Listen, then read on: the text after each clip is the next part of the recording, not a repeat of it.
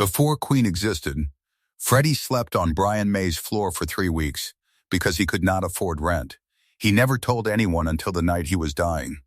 It is 1970. London is cold in the specific way London is cold in February, not dramatic, just unrelenting. You are 23 years old. You do not have a name yet that means anything to anyone. You do not have a band that has been heard outside a handful of rooms in West London. You have a guitar, a few clothes, and an envelope with not enough money in it to cover next week's rent. You are Freddie Bulsara. Not yet Mercury. Not yet anyone. And you are standing outside a flat shared by a physics student named Brian May, holding a rolled-up sleeping bag, trying to find the words for the sentence you are about to say. You say it anyway. Can I stay here for a bit?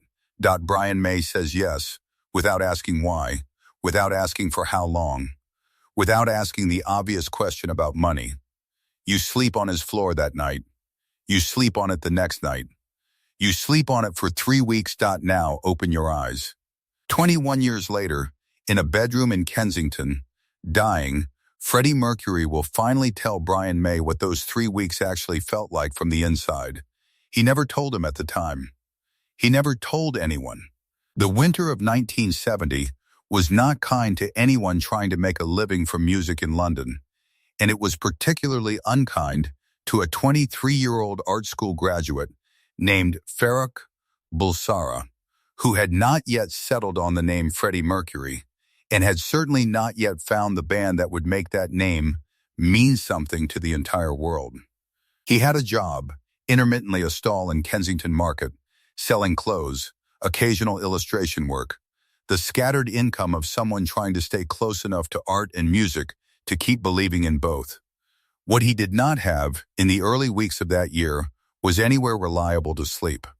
His flat had fallen through the details of exactly how have never been recorded in any account that survives. Only the fact of it, the abrupt and humiliating math of rent due and money not arriving in time to cover it. He had a few friends from Ealing Art College. He had, increasingly, a musician named Brian May, whom he had met through Roger Taylor, and with whom he had begun the early, exploratory conversations that would eventually become a band. It was Brian May's floor he ended up on. Freddie did not ask Brian for money. He did not ask for a loan or an advance or any of the practical solutions that would have addressed the actual problem more directly than sleeping on someone's floor. He asked for a place to sleep, phrased as casually as he could manage, as though it were a minor inconvenience rather than the specific humiliation of a grown man with nowhere else to go. This was already, at 23, recognizably Freddie the instinct to manage the presentation of a problem even while the problem itself remained completely unsolved. He would spend the rest of his life doing versions of this, managing the visible shape of difficulty while keeping its actual weight private, asking for the smallest possible favor that would technically solve the immediate crisis, while never naming the crisis itself out loud. Brian May, for his part, did not push. He said yes. He did not ask why Freddie's flat had fallen through, or how long it might take to sort out, or whether there was anything more permanent he should be helping arrange. He simply made room on the floor. He simply made room on the floor. 3 weeks is a long time to sleep on someone else's floor while pretending every single morning that this is a temporary and minor situation rather than the specific evidence of having nothing else. Freddie would have woken early, most days, before Brian needed the room for anything, rolling the sleeping bag tightly, stacking it in a corner, making the space look as though it had not been slept in, the way a person does when they want their presence to take up as little room as possible. He would have gone out during the days, to the market stall, to whatever rehearsals or conversations were slowly assembling the outline of a band, returning each evening to the same floor, the same careful unrolling, the same performance of casualness that cost him something every single time he had to perform it. Brian May has never described noticing any particular strain in Freddie during this period. This is, in itself, the entire point. Whatever it cost Freddie to be there, he made certain it cost Brian nothing to host him. The 3 weeks were not idle. This is important to understand, because the image of someone sleeping on a friend's floor easily becomes an image of stalled, suspended time waiting for something to improve, doing nothing in the meantime. That was not what happened. During the days, Freddie continued working the stall in Kensington Market with Roger Taylor, selling second-hand clothes to a clientele increasingly drawn by the specific theatrical flair both of them brought to retail that had no particular reason to be theatrical. In the evenings, the conversations about a band continued what it would sound like, what it would be called, whether the singer they had access to, this art student who slept oddly and dressed flamboyantly and sang with an intensity that startled people who had only just met him, was actually going to work out as the right voice for what they were trying to build. Freddie, on Brian's floor each night, was simultaneously homeless in the most literal sense and actively constructing, in real time, the beginning of the only home he would ever fully need the band that would eventually be called Queen. Brian May, by his own later account, though this account belongs entirely to the dramatized version of events being told here, rather than any verified record, never once asked Freddie directly how serious the situation actually was. He did not ask whether Freddie had savings somewhere he wasn't accessing. He did not ask whether his family, his parents, recently arrived in England themselves. Building their own precarious stability in Feltham might be able to help. He did not ask when, exactly, the floor arrangement might end. This was not indifference. It was, in its way, a specific kind of respect, the recognition that Freddie had asked for exactly one thing, a place to sleep, and that asking for more information than that would have required Freddie to admit to a vulnerability he had very deliberately not put into words. Brian May gave him the floor and the silence around the floor. Both were, it would turn out decades later, gifts of roughly equal size. Both were, it would turn out decades later, gifts of roughly equal size. What Freddie needed in February 1970 was not actually solved by a floor to sleep on. A floor does not pay rent on a flat that no longer exists. A floor does not generate the income that the clothing stall and the scattered illustration work were not, that winter, quite managing to generate fast enough.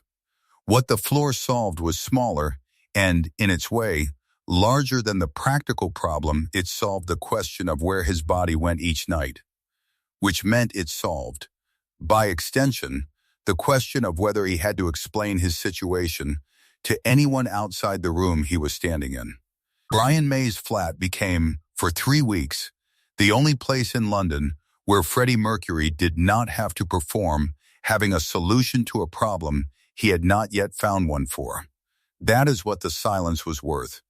That is perhaps why it mattered enough to remember for 21 years. The 3 weeks ended, as these things usually do, undramatically. Freddie found another arrangement, a different flat, a different combination of flatmates, some shift in the clothing stall's fortunes that made the immediate crisis pass. He thanked Brian, in whatever brief and characteristically deflecting way he handled gratitude even then, rolled up the sleeping bag one final time, and left to go build the rest of his life from a slightly more stable floor than the one he had just spent 3 weeks on. The band continued assembling itself around both of them, regardless Roger Taylor's drumming, Brian May's guitar, the searching, still uncertain question of what to call themselves, and who exactly Freddie Bulsara was going to become now that Farrick had quietly receded and something else was emerging in its place. Nobody at the time treated the 3 weeks as significant. It was simply what happened between two people who had not yet become anything to each other beyond bandmates in progress, sorting out a temporary problem the way young people without much money are constantly required to. 21 years later, in a bedroom in Kensington, in the final weeks of his life, Freddie Mercury brought up the 3 weeks himself Nobody had asked. It was not, by any account, a subject that had come up between the two of them in the intervening decades, not during the Bohemian Rhapsody sessions, not during Live Aid, not during any of the thousands of hours the two men had spent together since, building one of the most successful creative partnerships in the history of popular music. But in the bedroom, near the end, with the curtains drawn against the cameras outside and the conversation moving in the unhurried associative way that conversations move when there is finally nothing left to manage or perform, Freddie brought it up. He said, "Do you remember the floor?" Brian said he did. And then Freddie told him, for the first time in 21 years, what those 3 weeks had actually felt like from the inside, not the version where it was a minor manageable inconvenience, but the real version, the one he had spent 2 decades making sure nobody saw. The real version, the one he had spent 2 decades making sure nobody saw. What Freddie described, according to the version of this story being told here, was not really about the floor itself. It was about the specific terror of those 3 weeks, the terror of being 23 years old in a city that did not know his name yet, with a voice he was not certain anyone would ever pay to hear, sleeping on borrowed floor space and rolling up the evidence of it every morning, so that even the one person generous enough to offer the floor would not have to see how frightened he actually was. He told Brian that every morning during those 3 weeks before he rolled up the sleeping bag, he had lain there for a few minutes, convincing himself that the version of his life he wanted, the music, the stage, the name that did not exist yet, was still possible.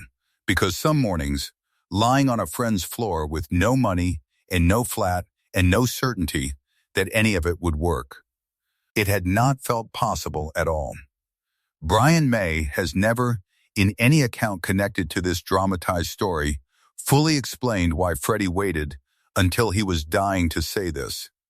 But the explanation does not require much speculation, because it is consistent with everything else known about how Freddie Mercury managed difficulty across his entire life.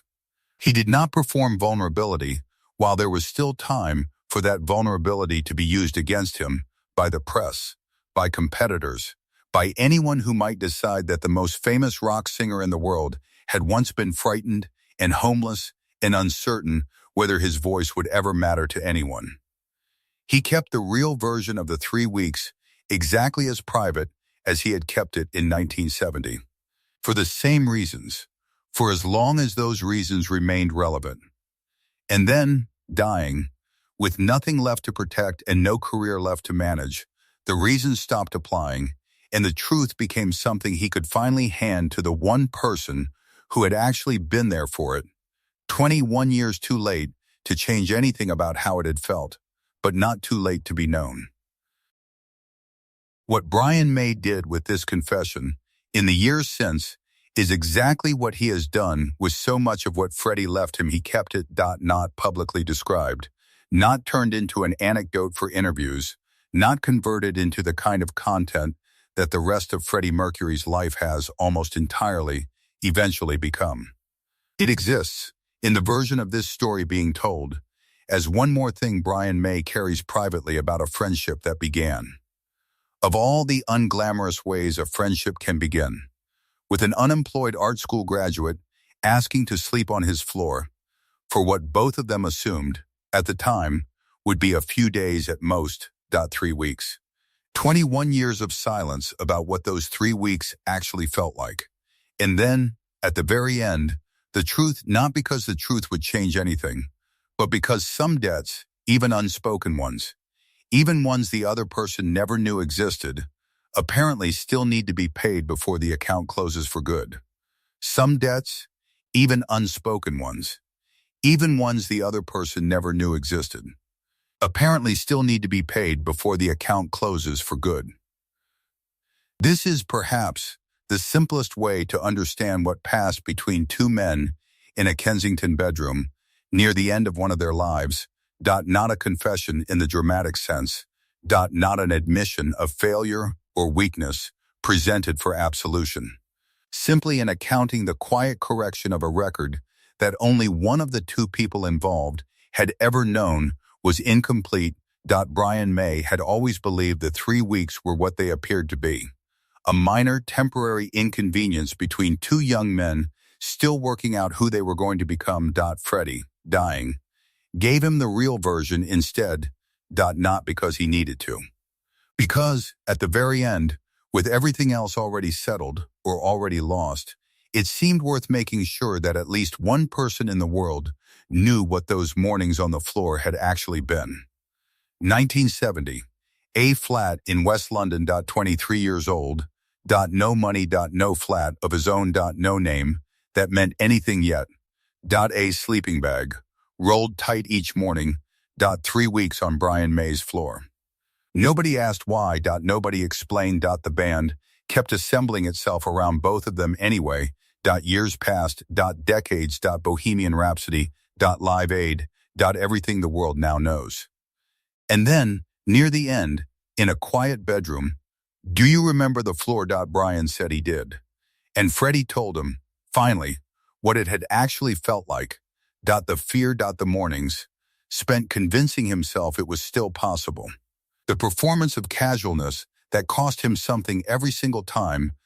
21 years of silence paid off in one conversation. Brian May has kept it private since. Some things are not told to be believed. They are told simply to be known, once, by the one person who was already there.